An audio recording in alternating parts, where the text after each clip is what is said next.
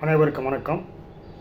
India செயல்படுகின்ற தேசிய புலனாய்வு அமைப்பு NIA, நேஷனல் இன்வெஸ்டிகேஷன் ஏஜென்சி என்பது பயங்கரவாதத்துக்கு எதிராக நடக்கும் குற்றங்களையோ குற்றவாளிகளையோ கைது செய்வது, தடுத்து நிறுத்துகின்ற பணியை செய்வது.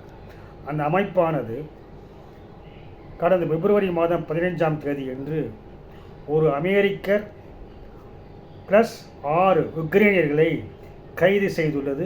மிகப்பெரிய அதிர்ச்சி ஏற்படுத்தியுள்ளது. அமெரிக்கர் கைது செய்யப்பட்டவர் அமெரிக்காவின் உளவாளி, அதாவது மெர்சனரி, பிரைவேட் ஸ்பை என்றெல்லாம் அழைக்கப்படுகின்ற ஒரு மேத்யூ வான் டைக் என்ற ஒரு நபர்.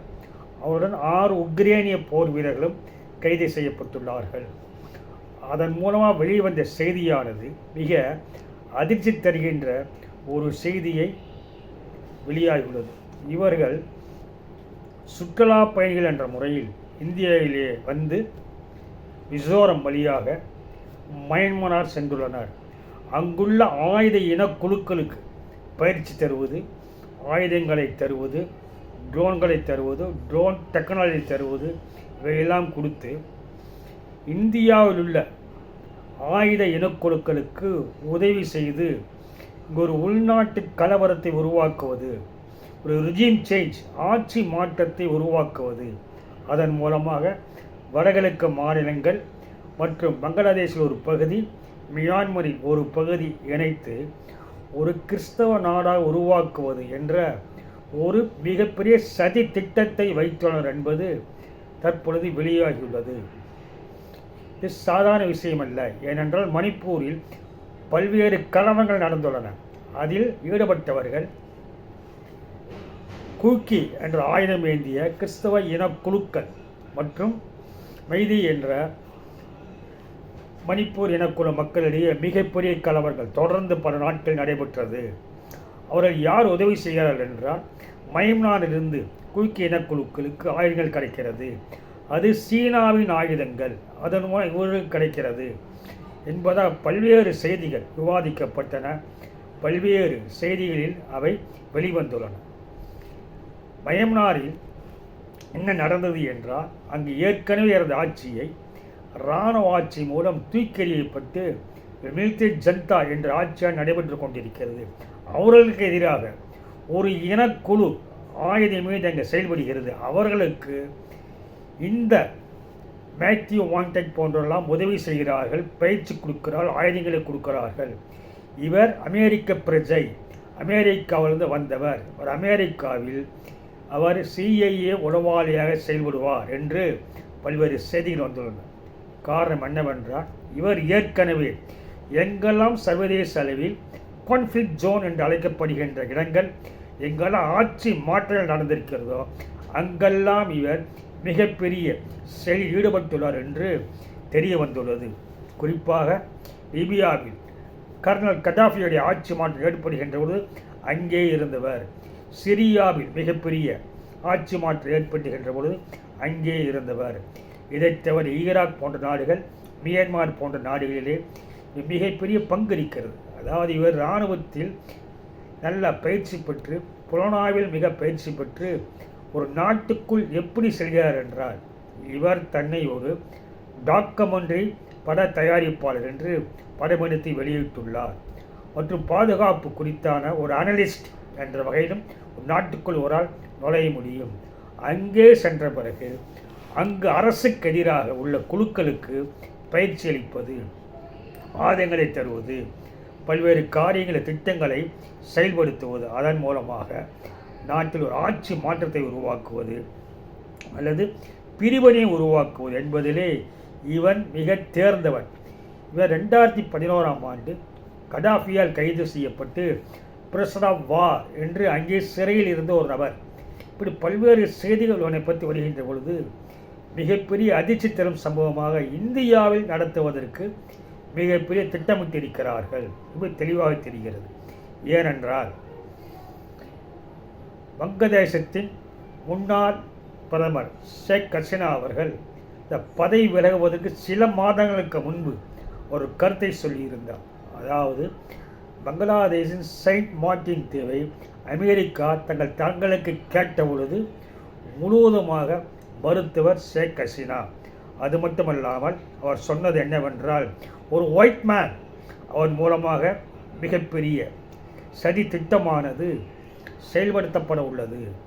சதி திட்டம் என்னவென்றால், என்னுடைய நாடான பங்களாதேஷில் ஒரு பகுதியும், மியான்மரில் ஒரு பகுதியும், வடகிழக்கு மாநில இந்தியாவில் ஒரு பகுதியும் சேர்த்து ஒரு கிறிஸ்தவ நாடை உருவாக்க வேண்டும் என்று திட்டமைத்திருக்கிறார்கள் என்று தெரிவித்தார். அவர்தான் இந்த நபர் என்பது நம்மளது இப்பொழுது சந்தேகம் அறிகிறது. அந்த புள்ளிகளை இணைக்கின்ற பொழுது அது உறுதியாகிறது. அதே போல 2025ஆம் ஆண்டு மிசோரம் முதல்வர் பேசுகையில் என்ன சொன்னார் என்றால், இங்கும் சில சதி திட்டங்கள் நடைபெறுகிறது, இதை பிரிக்க வேண்டும், கிறிஸ்தவ நாடாக உருவாக்க வேண்டும் என்று அவர் கூறியது மிக தெளிவாக தெரிகிறது. ஏனென்றால் இந்த மேத்யூ வாண்டக் என்பவர் 2019ஆம் ஆண்டு தன்னுடைய சமூக வலைத்தளம் எக்ஸ் பக்கத்தில் பதிவு செய்கின்ற பொழுது, கிறிஸ்டியன் பர்சிக்யூஷன் இந்தியாவில் நடைபெறுகிறது என்று ஒரு தவறான தகவலை தந்து ஒரு பொருளை கிளப்பி விட்டவன். அதற்காக ஒரு NGO ஒன்றை நடத்தி வருகிறான். அந்த NGO son of liberation international என்று விடுதலைக்காக செய்வது போல ஆட்சி மாற்றத்திற்கான சதித்திட்டத்தை தீர்த்துபவன். எனவே மிசோரம் முதல்வர் சொன்னது, ஷேக் ஹசீனா சொன்னது கைது செய்யப்பட்டுள்ளது. அனைத்து புள்ளிகளையும் இணைந்து பார்த்தால் இந்தியாவிற்குள்ளே புகுந்து மிகப்பெரிய சதி திட்டத்தை உருவாக்கி இந்தியாவில் ஆட்சி மாற்றத்தை உருவாக்க வேண்டும். அதேபோல் சில பகுதிகளை இணைத்து கிறிஸ்தவ தேசத்தை உருவாக்க வேண்டும் திட்டம் இருக்கிறதா என்பது தற்பொழுது சந்தேகம் மிகப்பெரிய அளவில் வந்துள்ளது. அது மட்டுமல்லாமல் மிசோரம் முதல்வர் அவர் சட்டமன்றத்திலேயே பேசுகின்ற பொழுது ஒன்றை குறிப்பிட்டார்.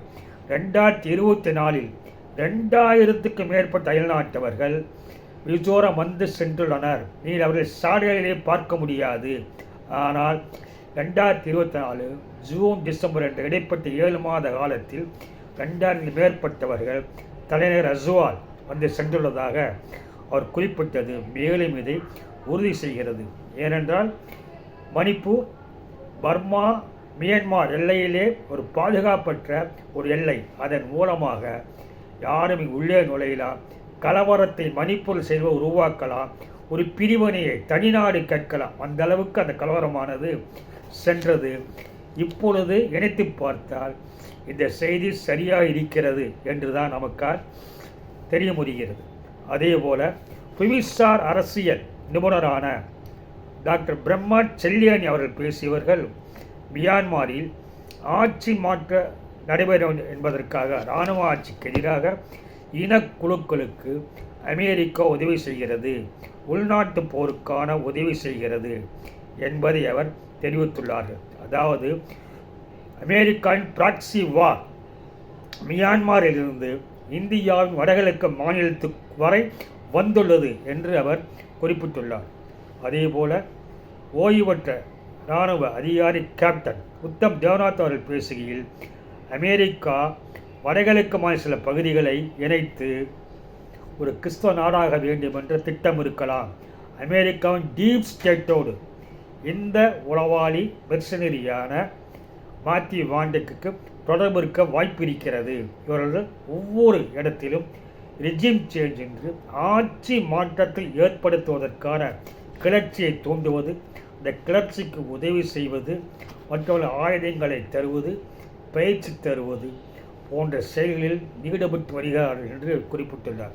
மிகப்பெரிய சதி திட்டமானது தற்போது இந்திய அரசின் தேசிய புலனாய்வு ஏஜென்சியால் தடுத்து நிறுத்தப்பட்டு 7 பேர் கைது செய்யப்பட்டுள்ளனர். மேலும் புலன் விசாரணை நடக்கின்ற பொழுதுதான் இன்னும் என்னென்ன விவரங்கள் என்பது மிகப்பெரிய அளவில் வெளியே வரும் என்று நிச்சயமாக தெரிகிறது.